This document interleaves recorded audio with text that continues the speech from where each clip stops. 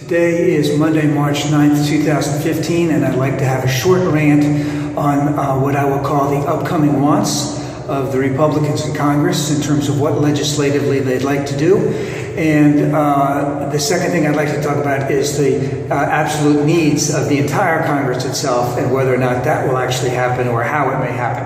Now let's talk about the wants first. The first thing they want to do is they want to repeal Obummercare in its entirety, and the congressional Republicans in the House want the Senate to do it by reconciliation, which means that they would need only 51 votes to do it. Not quite sure that'll happen, but that's what they want. They want to repeal it. And why do they want to repeal it? Even if the Supreme Court may gut part of it, is they just want to repeal the whole thing. Lock, step, deep, root, whatever. And that gives them dibs on doing it first. Now, second thing is, what else do they need to do? They want to have an immigration bill, but they don't want to call it an immigration bill. It's a border security bill, and I would call internal extraction bill, where they would increase more, and they'd have more money for border security, and they'd get more money to get more people to break up more families in the United States of people who had been here for long periods of time. That's what it would do. So they really don't want a comprehensive immigration bill. They want a border bill and an internal, what I would call, extraction bill. Again, that's what they really want to do, is they really want to harm families here in the United States who've been here legally for many, many years and have not broken the law. There was an interesting article I read just the other day of someone who'd been up here almost 30 years, had a family, came here as a kid, hadn't done anything wrong. Immigration was tracking someone else, and this guy made a call was tracking someone, and they nabbed this guy because they had talked to each other, and now he's going to be sent back to Mexico or wherever. He's been here for like 30 years. He has a family here. He has a job here and everything. And guess what? It's going to ruin the family here. It's going to ruin any life that they might have, and he may never even get back into the United States. I mean, that's what our friends are doing. That's what our friends want to do on the Republican side. Now, the next thing that they'd like to have is they'd like to fast-track the Trans-Pacific Partnership Agreement, which is a treaty that gives Obama more authority to handle a new trade bill with a number of countries in East Asia. The Democrats are not for this because it's going to hurt the average working person, and it gives the right of the treaty to have separate let's just say tribunals or justice courts outside of the United States that can dictate what goes on in the United States. It's greater than our laws in some respects, some of our local laws. I'm not for that at all. The Democrats are not for that, but that's what the Republicans want to do. We haven't seen all the details, but Robert Reich had a great thing on that in terms of what it would do. It really would hurt the average working person the way we understand it right now. And of course, the last thing the Republicans want to do coming up is they want tax reform. And basically, again, what they want to do is screw it to the middle class and to the underclass and give everything away to the rich people. They're not going to say that, but they're going to greatly imply that. That's what they want. If they can find a way to do it, they will do it. That's what they want coming up.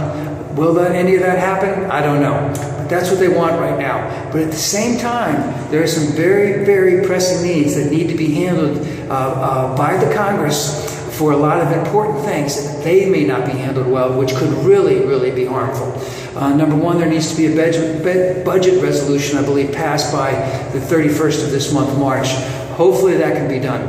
Can't say that it'll be done right now. They're looking to do that because the Republicans do not want to make that as big of an issue. They want to show that they do know how to govern. The next thing is there needs to be a doctor's fix in Medicaid or Medicare. I'm not quite sure how that works, but basically whatever's on the books right now is incredibly inadequate, and that every single year they have to go back and fix it, as opposed to going back and fixing it at a rate and then having it tagged to inflation, which gives them the opportunity to go back at a later point in time, at any time, and either give them more or take away some. But this means they have to do it every single year, and every single year there's going to be politics involved, and hopefully they can get this thing done. Now, that takes care of March. Now, what do we have? Now, I don't know if there's anything in April, but in May we have the Highway Trust Fund. Now, right now, the Highway Trust Fund is running out of money. And Republicans are big on the Highway Trust Fund because the Highway Trust Fund, the money that's used to that goes into a lot of local stuff. So whether it's roads, whether it's bridges, whether it's tunnels, any types of new road construction. So these are important things.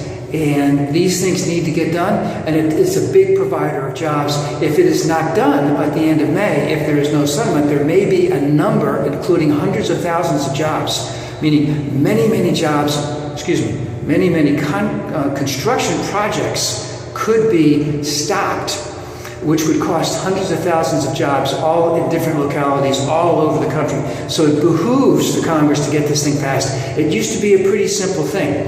Now, the next thing is, in terms of the Highway Trust Fund, it's running out of money, and the reason it's running out of money is the tax that was the last tax that was added to it, so that I believe it's 19 point something cents per gallon was last done in like 1993. Adjusted for inflation, it would need to be about 12 cents higher.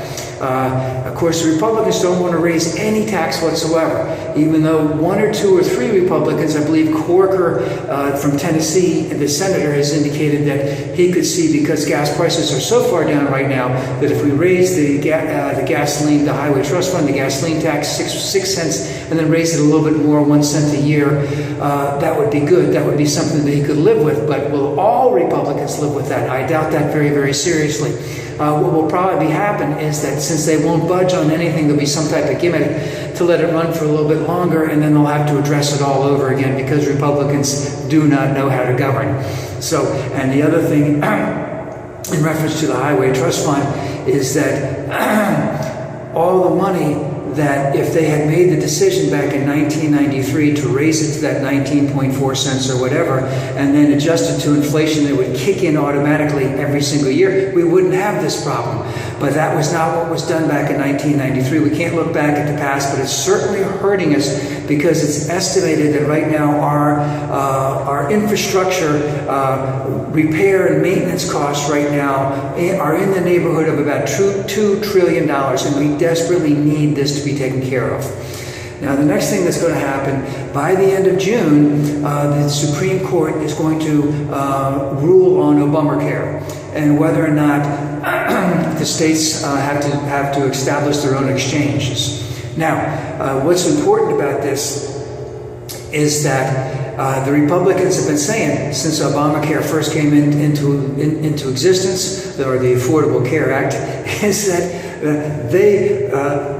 first they want to get rid of it completely. Now they're saying they want to repeal and replace, and now they just want to replace. So now what would they replace it with? Well, they've known about the Supreme Court hearing, which was just last week, for basically 6 or 8 months. They don't have anything set. They're putting all kinds of articles out there. They're going on Fox News. They're going on these business channels and claiming that they have something constructive to do. But they haven't spelled out anything remotely close as to what it exactly would be, and they have no idea what the votes would be on it. So in terms of if there is something that goes against Obamacare, they have